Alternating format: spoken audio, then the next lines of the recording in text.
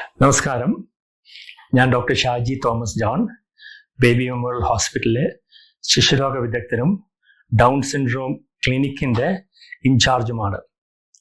ഞാൻ ഇന്നിവിടെ സംസാരിക്കാൻ ഉദ്ദേശിക്കുന്നത് ഡൗൺ സിൻഡ്രോം എന്ന അവസ്ഥയെ പറ്റിയിട്ടാണ്.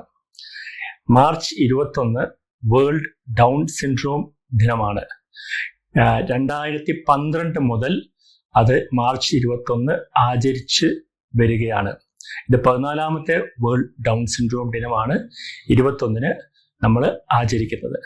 ഡൗൺ സിൻഡ്രോം അഥവാ ട്രൈസോമി 21 എന്നുള്ളത് ഒരു ജനിതകമായിട്ടുള്ള ഒരു അവസ്ഥയാണ്. അത് ഏകദേശം 700 നവജാത ശിശുക്കളിൽ ജനിക്കുമ്പോൾ ഒരാൾക്ക് വരാനുള്ള സാധ്യത ഉണ്ട്.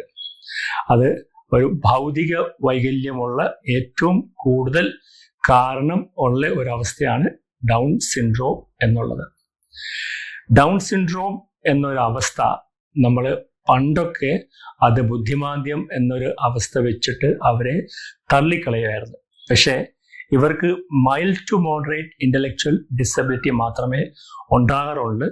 അതുകൊണ്ട് തന്നെ അവർ ഹൈലി ട്രെയിനബിൾ ആണ്.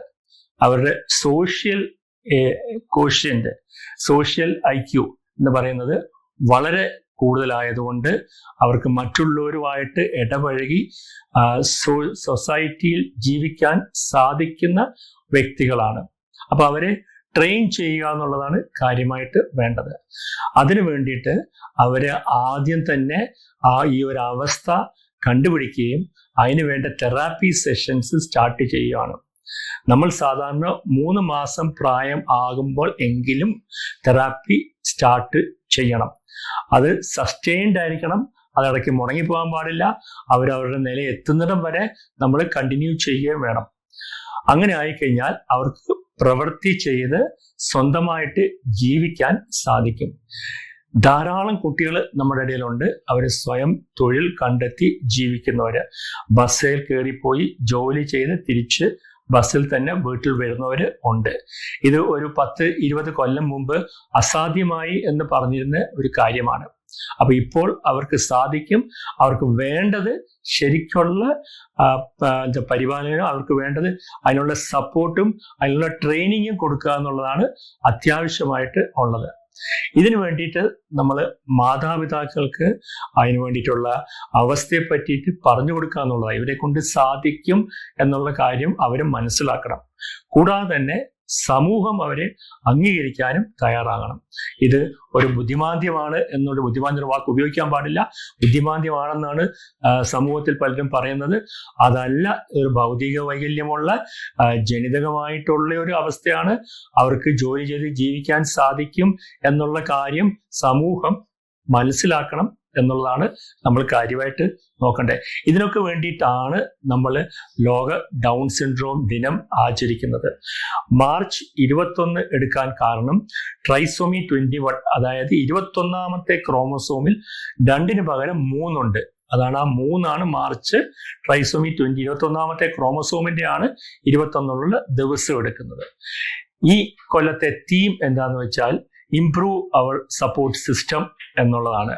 നമുക്കിവിടെ ധാരാളം സപ്പോർട്ട് സിസ്റ്റം ഉണ്ട്. പക്ഷെ അത് പോരാ. അത് ഇംപ്രൂവ് ചെയ്തെങ്കിൽ മാത്രമേ ഡൗൺ സിൻഡ്രോം ഉള്ള വ്യക്തികൾക്ക് എല്ലാവർക്കും ഒരു ഉപകാരപ്രദമായ ഒരു അവസ്ഥയിൽ എത്തിക്കാൻ സാധിക്കത്തുള്ളൂ.